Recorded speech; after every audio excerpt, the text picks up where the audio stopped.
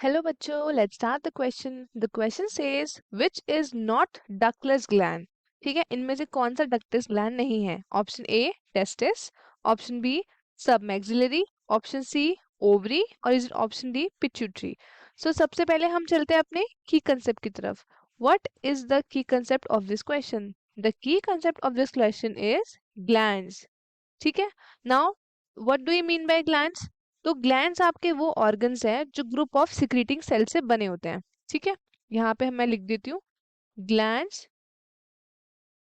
Are made up of glands are made up of group of secreting cells, group of secreting cells. ठीक है, हमारे body में बहुत सारे टाइप के ग्लैंड्स हैं. अब कुछ कॉमन ग्लैंड्स के बारे में देख लेते हैं. ठीक है, कुछ कॉमन ग्लैंड्स के बारे में देख लेते हैं. सबसे पहला हमारे बॉडी में आता है हमारे माउथ के अंदर सलाइवरी ग्लैंड. ठीक है, सलाइवरी ग्लैंड, इनका काम क्या है? ये सिक्रीट करता है सलाइवा. ठीक है, इट सिक्रीट्स सलाइवा. अब दूसरा ग्लैंड है हमारे पास यहाँ पे स्वेट ग्लैंड. ठीक है, स्वेट ग्लैंड ये क्या करता है? सिक्रीट्स, क्या सिक्रीट करता है? ये सिक्रीट्स स्वेट. ठीक है, ये सिक्रीट करता है स्वेट. अब हम देखते हैं नेक्स्ट, वो है हमारे पास मेमोरी ग्लैंड. मेमोरी ग्लैंड, इसका क्या काम है? ये सिक्रीट करता है मिल्क. ठीक है, उसके बाद लास्ट है हमारे पास यहाँ पे एंडोक्राइन ग्लैंड. ठीक है, एंडोक्राइन ग्लैंड. ठीक है, एंडोक्राइन क्या करता है? ये सिक्रीट करते हैं हॉर्मोन्स, सिक्रीट्स हॉर्मोन्स. ठीक है, अब हमारे पास दो टाइप के ग्लैंड है on the basis of mode जिससे वो रिलीज सिक्रीट होता है. ठीक है, एक हमारे पास है, एक ग्लैंड हमारे पास है यहाँ पे, उसका नाम है एंडोक्राइन ग्लैंड. Endocrine gland. ठीक है, और दूसरा मेरे पास यहाँ पे है एक्सोक्राइन ग्लैंड. ठीक है, एक मेरे पास एंडोक्राइन ग्लैंड और एक मेरे पास एक्सोक्राइन ग्लैंड. अब एंडोक्राइन ग्लैंड कौन से होता है? इनको हम बोलते हैं डक्टलेस, डक्टलेस ग्लैंड.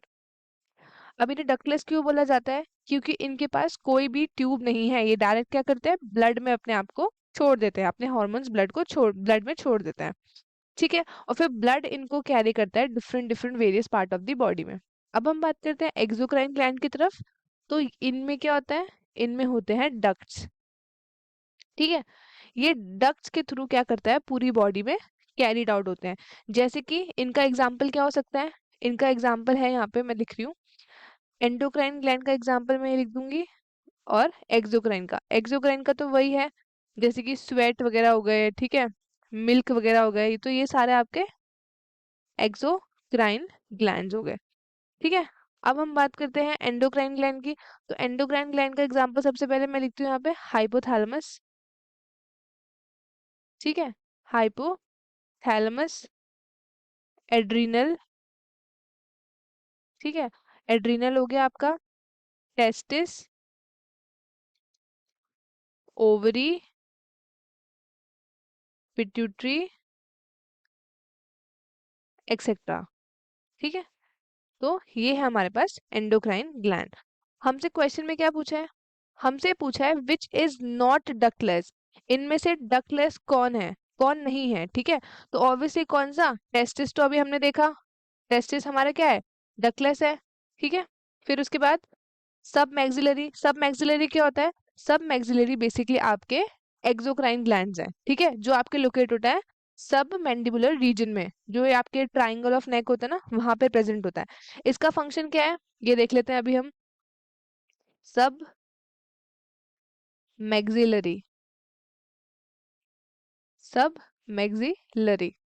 ठीक है, सबसे पहले देखते हैं ये क्या है. ये एक एक्सोक्राइन ग्लैंड है. ठीक है, ये एक एक्सोक्राइन ग्लैंड है और ये कहाँ पे लोकेटेड है? Located with located with submandibular located with submandibular triangle of neck। ठीक है, सबमैंडिबुलर ट्राइंगल नेक के पास ये प्रेजेंट होता है। उसके बाद अब इसके फंक्शंस क्या क्या है वो देख लेते हैं। फंक्शंस क्या है इसके? तो सबसे पहला फंक्शन क्या है? Production of saliva. ठीक है, अब सलाइवा जब फूड के साथ मिक्स होता है ड्यूरिंग ईटिंग, तो वो क्या बनाता है? वो बनाता है एक फूड बोलस, जो हेल्प किस में करता है? स्वॉलो करने में। ठीक है, तभी तो आप खाना इजीली स्वॉलो कर पाते हो ना। तो ये है वो रीजन। ठीक है, तो सब मैक्सिलरी आपका क्या है? ये एक डक्टलेस ग्लैंड नहीं है, तो ऑप्शन बी। ठीक है, तो hence option B is correct. Hence option B जो है हमारा करेक्ट है। ठीक है, आई होप आपको क्वेश्चन अच्छे से समझ में आया होगा। All the best and thank you so much.